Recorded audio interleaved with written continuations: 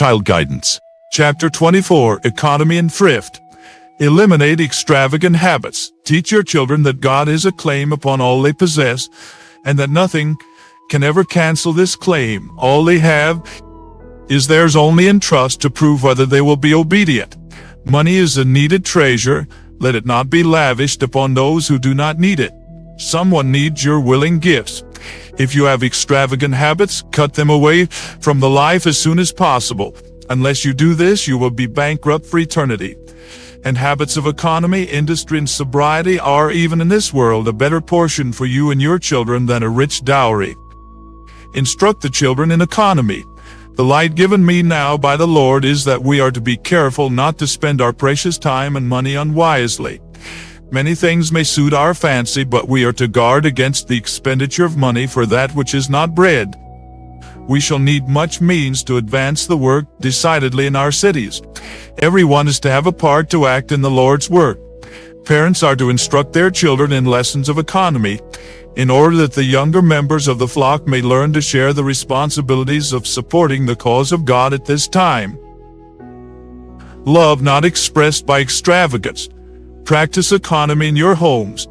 By many idols are cherished and worshipped. Put away your idols. Give up your selfish pleasure.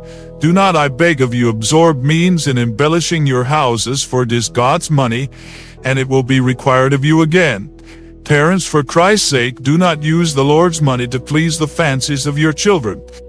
Do not teach them to seek after style and ostentation in order to obtain an influence in the world. Do not educate your children to think that your love for them must be expressed by indulging their pride, their extravagance, their love of display. There is no time now to invent ways of using money. Your inventive faculties are to be put to the stretch to see how you can economize. Christ's lesson in economy. There's a lesson for us in the feeding of the 5,000, a lesson that has a special application to those times when we are placed in trying circumstances and are compelled to practice close economy. Having worked the miracle and satisfied the hunger of the multitude, Christ was careful that the food that remained should not be wasted. He said to the disciples, "Gather up the fragments that remain, that nothing be lost."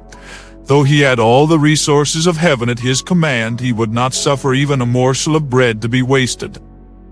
Discard nothing useful.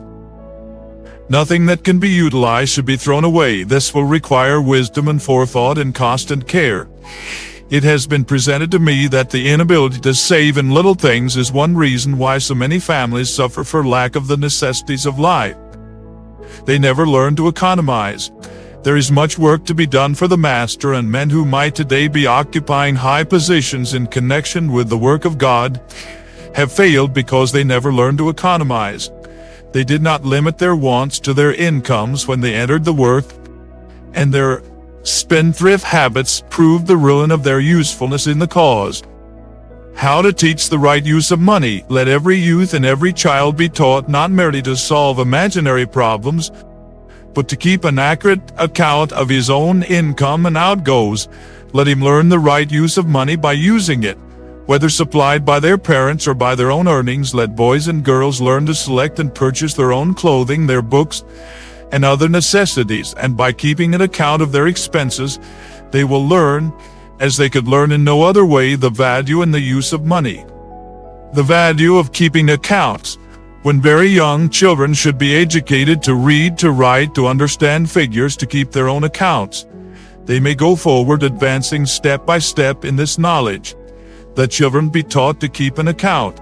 This will enable them to be accurate.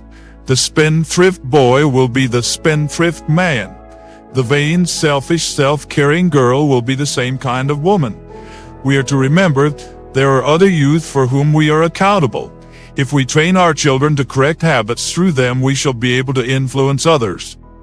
Section 7. Developing Christian Qualities.